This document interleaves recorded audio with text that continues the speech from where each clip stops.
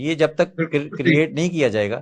Adult surgery میں some how تھوڑی سی developed ہیں چیزیں, اور وہ تھوڑی اس لحاظ سے سمپل بھی مانی جاتی ہے, آئی سی یو کیئر ہے یا تھوڑی سی آرگنائزڈ ہو گئی ہے, لیکن اس میں ابھی فقدان چل رہے.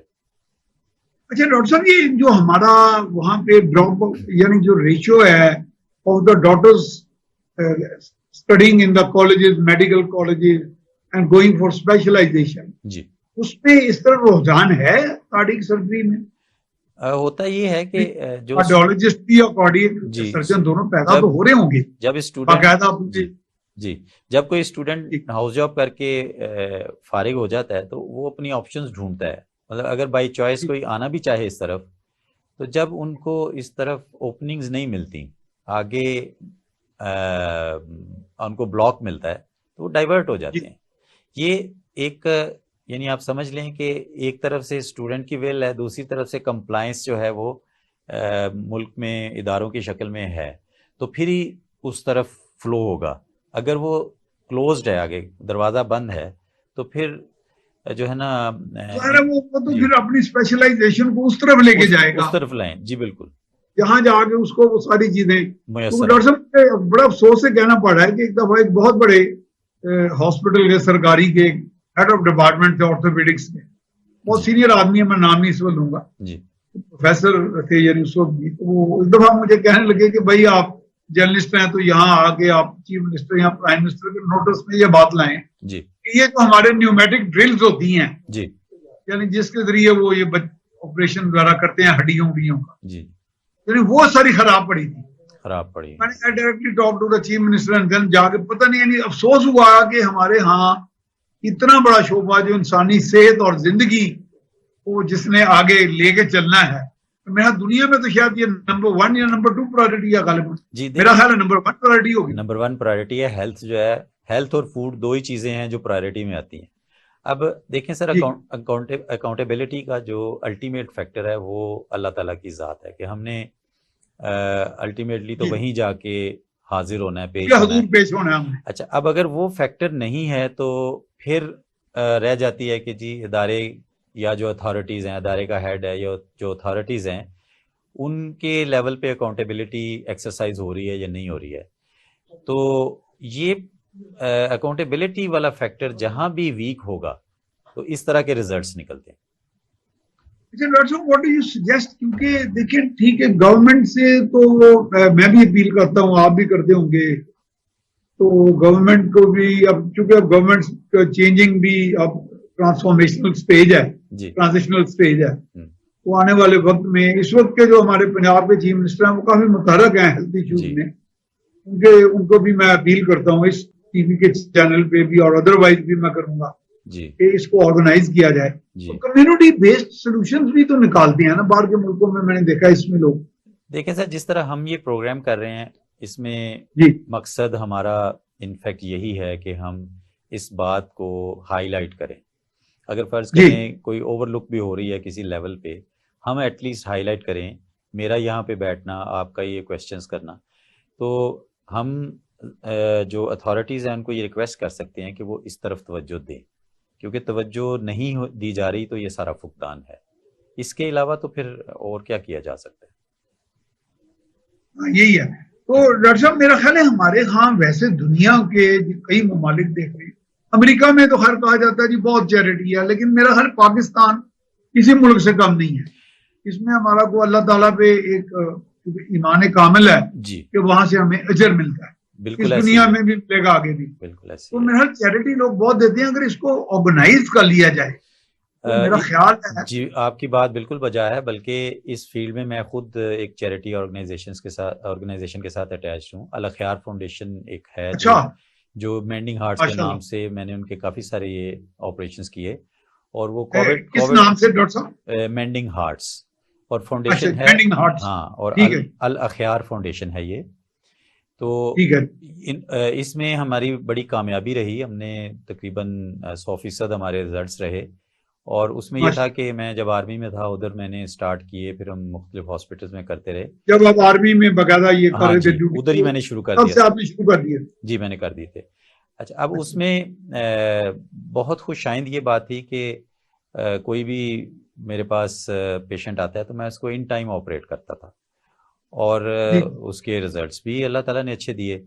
تو اگر فرض کریں یہ سلسلہ اس طریقے سے بھی چلے، اگر گورنمنٹ اس میں اپنی کنٹریبیوشن میں تھوڑا ٹائم بھی لے لیتی ہے، تو مخیر حضرات اگر انوالو ہوں اور ادارے بنیں اور اس میں پھر ہم لوگوں کو، سرجنز کو ٹرین کریں، اور پھر آہستہ آہستہ یہ کام جو ہے کسی تکمیل تک پہنچ سکتا ہے کہ ہم 4,000 جو ہو رہے ہیں آپریشن یہ 40,000 سے بڑھ جائیں. تو یہ ایفرٹ کرنے پہ ہی ہے. ڈاکٹر صاحب ایک سینٹر کتنی کاسٹ کرتا ہے؟ سپوز ایک پورا پیکج جو ہے جی کتنا، اگر ایک سینٹر جو ہے جی پیڈیاٹرکس میں کہہ رہا ہوں بچوں کا جو، ہاں جی، اس میں فرض کریں ہم بلڈنگ کی بات نہیں کرتے، بلڈنگ کا ظاہر ہے جو بھی کاسٹ ہوگی، بلڈنگ وغیرہ تو ہاں انفراسٹرکچر میں حکومتیں کر لیتی ہیں اپنے طور جی، تو تقریباً ایک ریزنیبل سیٹ اپ جو ہے جس میں 2 آپریشن تھیٹرز ہوں، وارڈ ہو 1-2 اور آئی سی یو ہو 10 بیڈ کا، تو یہ 10 کروڑ سے اوپر نہیں ہے. اچھا ہاں جی.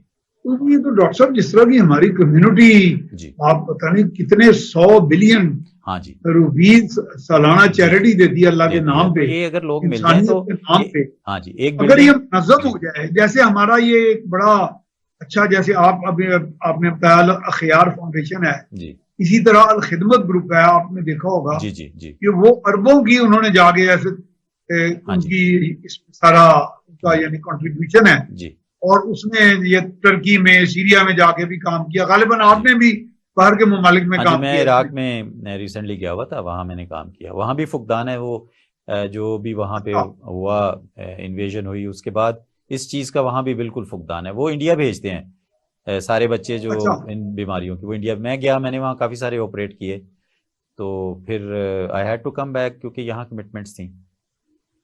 ٹھیک ہے. تو ڈاکٹر صاحب آپ کو آفر باہر سے تو آتی ہوں گی، تو یہ میں سمجھتا ہوں آپ کی حب الوطنی ہے کہ آپ اپنے وطن کے ساتھ ادھر بیٹھے ہیں اٹیچ ہو کے. ہاں جی، مطلب میرا خیال ہے دنیا میں یہ تو جی مطلب کہیں بھی جایا جا سکتا ہے، مڈل ایسٹ ہے اور کنٹریز ہیں، کیونکہ اسکل تو یہ ریکوائرڈ ہے. سعودی عرب ہے، اور پھر مطلب نائجیریا سے مجھے، لیبیا سے کالز آتی ہیں آپ ہمارے پاس آ جائیں، وہ بہت اچھا پیکیج بھی اناؤنس کرتے ہیں، عراق والے کہتے ہیں.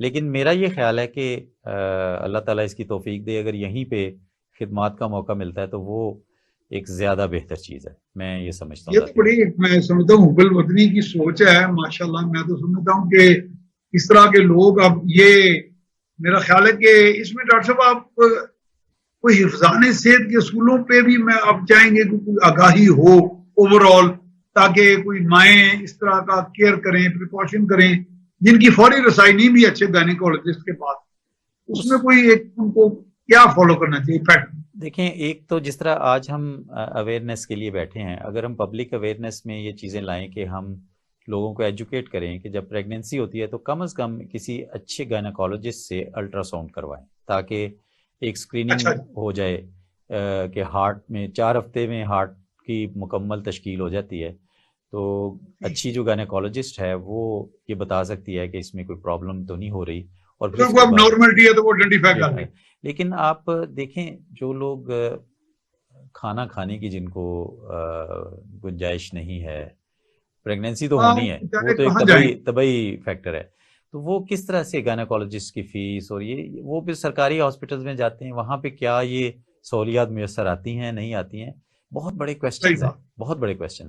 اچھا ڈاکٹر صاحب، کیونکہ ہم آپ کلوزنگ کی طرف جا رہے ہیں، بڑی تیزی سے پروگرام اختتام پذیر ہے ماشاءاللہ. ٹاپک تو آپ کا ایسا ہے اور آپ کی خدمات اس میں تو ہم 10 دن بھی لگا دیں تو کم ہے. اللہ تعالیٰ آپ کو حوصلہ دے، ہمت دے، اس طرح کے اور لوگ بھی آئیں میدان عمل میں. آپ کوئی پیغام دینا چاہیں قوم کے نام، لوگوں کے نام، ماؤں کے نام، حکومت کے نام؟ پیغام میرا مینلی اتھارٹیز کے لیے ہے کہ یہ جب ایک ایشو چل رہا ہے اور ہم جہاں دوسرے کام کرتے ہیں تو ہمیں پرائرٹیز چینج کرنی چاہیے. ہمیں اب یہ بچے جو مرتے ہیں، کیا پتہ کل کو یہی کوئی بچہ کیا آگے جا کے کردار ادا کرتا ہے، وہ کوئی ڈاکٹر بنتا ہے یا کوئی ولی اللہ بنتا ہے، واٹ ایور. دیکھیں نا، ایک بچہ ہے تو اس نے آگے کس شکل میں پرفارم کرنا ہے. تو نیشنز کب بنتی ہیں؟ جب اس کے نیشنز میں سے بچے ہی آگے جا کے اس کے معمار بنتے ہیں.